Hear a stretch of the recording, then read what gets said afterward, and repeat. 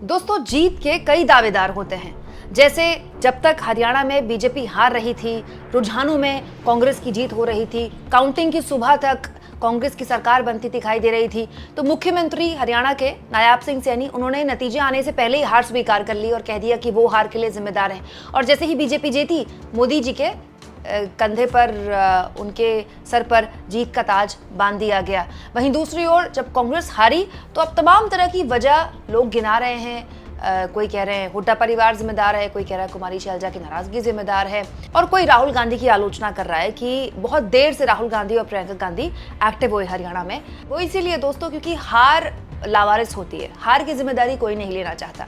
लेकिन हाँ, हार हमें कई सबक जरूर दे सकती है और वो कांग्रेस पार्टी को सीखने होंगे। दोस्तों, एक बड़ा दिलचस्प आंकड़ा है जिसके जरिए कांग्रेस पार्टी को आने वाले कई विधानसभा चुनाव में एक बड़ा सबक देखने को मिलेगा। हरियाणा में कांग्रेस का खेल बीजेपी ने तो बिगाड़ा, आम आदमी पार्टी ने बड़े स्तर पर बिगाड़ा।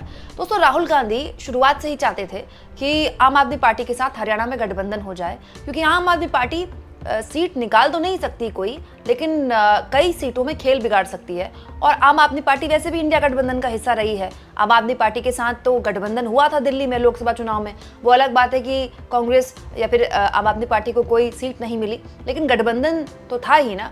तो राहुल गांधी चाहते थे कि गठबंधन हो जाए। इसको लेकर मीटिंग्स भी हुई, लेकिन हुड्डा परिवार, दीपेंद्र हुड्डा और भूपेंद्र सिंह हुड्डा किसी भी हाल में आम आदमी पार्टी के साथ गठबंधन को तैयार नहीं थे। और उनका ये कहना था कि हरियाणा में आपका कोई जनाधार नहीं है और उनको सीटें देकर आप वेस्ट मत कीजिए। लेकिन अब जो फाइनल नतीजे आए हैं दोस्तों, उससे एक बात साफ होती है कि आम आदमी पार्टी कोई सीट तो नहीं जीत पाई, लेकिन कई सीटें उसने कांग्रेस को हरा दी। अब ये आंकड़ा मैं आपके सामने रख रही हूं जो कि इस बात की गवाही दे रहा है। जैसे डबवाली में कांग्रेस के उम्मीदवार 610 वोटों से, मात्र 610 वोटों के मामूली अंतर से हार गए, जबकि आम आदमी पार्टी को दोस्तों 6600 से ज्यादा वोट मिले।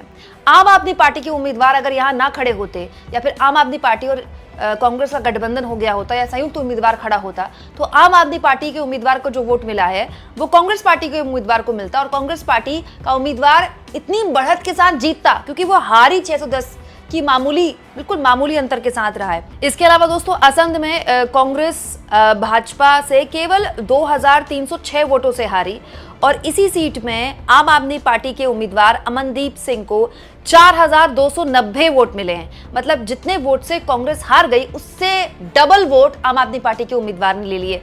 वहीं उचाना कला में देखिए, अंतिम तक, मतलब एंड तक वोटों की गिनती होती रही और केवल 32 वोटों से कांग्रेस पार्टी हारी है। यहाँ पर केवल 32, और यहाँ आम आदमी पार्टी के उम्मीदवार ने 2500 वोट ले लिए। वहीं दोस्तों, रानिया में इनेलो के उम्मीदवार ने कांग्रेस पार्टी को 4191 वोटों से हराया, जबकि इसी सीट में आम आदमी पार्टी के उम्मीदवार ने 4700 वोट हासिल किए।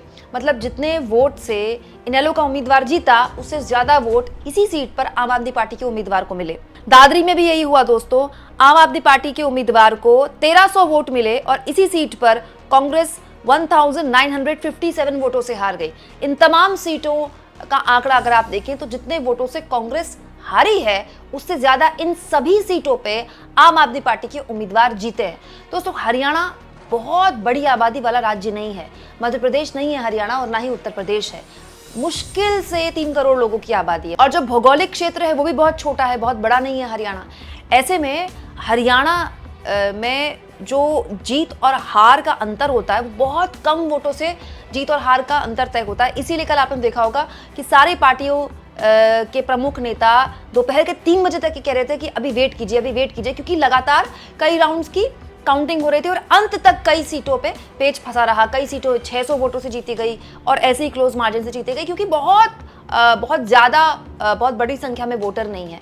ऐसे में अगर आम आदमी पार्टी से यहाँ पर गठबंधन हो जाता तो फिर सोचिए कांग्रेस पार्टी के लिए विन विन सिचुएशन होती। सिर्फ ये लालच दोस्तों कि आम आदमी पार्टी को हम क्यों ज्यादा सीटें दें, क्योंकि हम अगर ज्यादा सीटों पर लड़ेंगे तो ज्यादा सीटें जीतेंगे, ये लालच कांग्रेस को सत्ता से दूर कर गया। जबकि केंद्रीय नेतृत्व राहुल गांधी ने दबाव डाला और ये बार बार कहा कि आप गठबंधन कर लीजिए, इंडिया गठबंधन के भविष्य के लिए भी अच्छा होगा और हरियाणा में आपके लिए वोट कटवा कोई साबित नहीं होगा, क्योंकि एमपी में ऐसी गलती कांग्रेस कर चुकी थी। लेकिन अब इसके लिए केंद्रीय नेतृत्व को जिम्मेदार ठहराया जाए या हुड्डा परिवार को जिम्मेदार ठहराया जाए, लेकिन गलती चाहे किसी की भी हो, इस गलती के नतीजे अब साफ आने लगे हैं। दोस्तों, आम आदमी पार्टी की तरफ से औपचारिक तौर पर तो कुछ कहा नहीं गया कांग्रेस पार्टी की हार पर, लेकिन कल अरविंद केजरीवाल ने अपने कार्यकर्ताओं को सबक देते हुए कहा कि अहंकार मत करना और काम कर लेना और आपस में लड़ाई मत करना। तो एक तरह से कटाक्ष अरविंद केजरीवाल कर रहे थे। राघव चड्ढा ने इशारों में बहुत कुछ कहा। एक व्यंग के तौर पर सोशल मीडिया एक्स पर उन्होंने लिखा, आज वो भी पछता रहा होगा मेरा साथ छोड़कर, अगर साथ साथ चलते तो कुछ और बात होती। दोस्तों, कांग्रेस पार्टी ने जब मीटिंग्स की आम आदमी पार्टी के साथ तो ये शर्त रखी कि 5 ही सीटें हम आपको देंगे, 5 से ऊपर नहीं देंगे। आम आदमी पार्टी का ये कहना था कि हमें भले ही सीट ना मिले, लेकिन हमारा एक कैडर अब धीरे धीरे तैयार हो रहा है। और आम आदमी पार्टी ने देखिए जम्मू कश्मीर में भी एक सीट हासिल कर ली, गुजरात में भी कुछ सीटें निकाली आम आदमी पार्टी ने, गोवा में भी सीटें निकाली। तो आम आदमी पार्टी का अपना एक प्लान है, वो राष्ट्रीय पार्टी होना चाहती है, अलग अलग राज्यों में चुनाव लड़ना चाहती है। हो सकता है महाराष्ट्र में भी आम आदमी पार्टी चुनाव लड़ने की कोशिश करे। तो आम आदमी पार्टी राष्ट्रीय पार्टी होने के नाते वो चाह रही थी कि हरियाणा में चुनाव लड़े, क्योंकि अरविंद केजरीवाल तो हरियाणा से ही आते हैं ना, हरियाणा में ही पैदा हुए थे। तो आम आदमी पार्टी का ये कहना था कि 5 सीटें बहुत कम हो जाएंगी, आप इतनी सीटें हमको दे दीजिए कि हम अपने कैडर को एक सम्मानजनक तरीके से हम उनसे कह दें कि भाई वो कैडर 5 साल से इंतजार कर रहा है चुनाव लड़ने का। अब जब हम उनसे कहेंगे कि हमारे 5 ही सीटें हमारे गठबंधन में हमको मिली हैं, तो हम किस किस को लड़ाएंगे, कैडर हमसे अलग हो जाएगा, हमारी पार्टी को इतनी सम्मानजनक सीट दे दीजिए कि हमें लड़ने में कोई दिक्कत ना हो।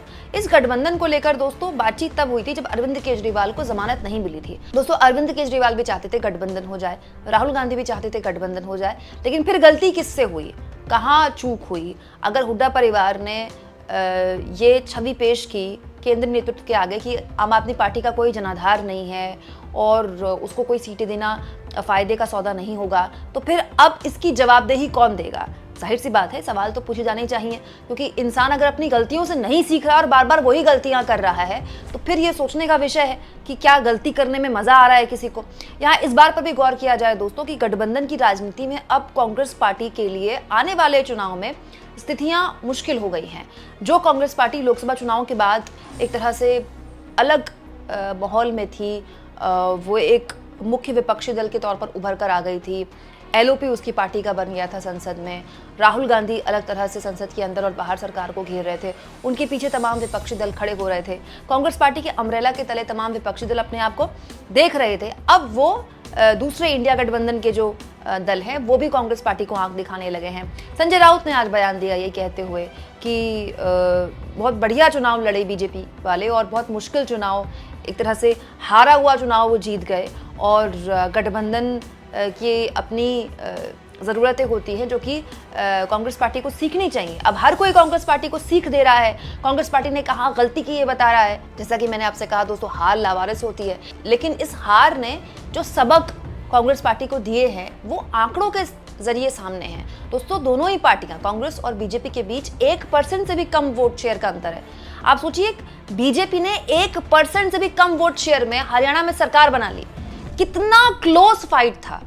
हुड्डा परिवार जो मतलब एक लंबे वक्त से हरियाणा की राजनीति में सक्रिय है, सीनियर हुड्डा भूपेंद्र सिंह हुड्डा, जो कि अपने आप को सीएम कैंडिडेट उनके समर्थक और उनके बेटे घोषित किए हुए थे, पूरा चुनाव भूपेंद्र सिंह हुड्डा के इर्द गिर्द लड़ा गया। क्या वो नहीं जानते कि हरियाणा में वोटिंग का पैटर्न क्या है, क्या वहाँ जनसंख्या कितनी है, वहाँ पोलिंग बूथ में एक पोलिंग बूथ में कितने वोटर आते हैं? ये सारी तो चीज़ें बाकायदा लिस्टेड होती हैं, सारे दलों के पास होती हैं, सारी लिस्ट होती है, सारी जानकारी होती है। तो इतना ओवर कॉन्फिडेंस कैसे हो गया स्थानीय नेतृत्व को कि इतने इंपॉर्टेंट फैक्टर को स्थानीय नेतृत्व भूल गया कि अब आप किसी भी हाल में एक वोट का भी रिस्क नहीं ले सकते।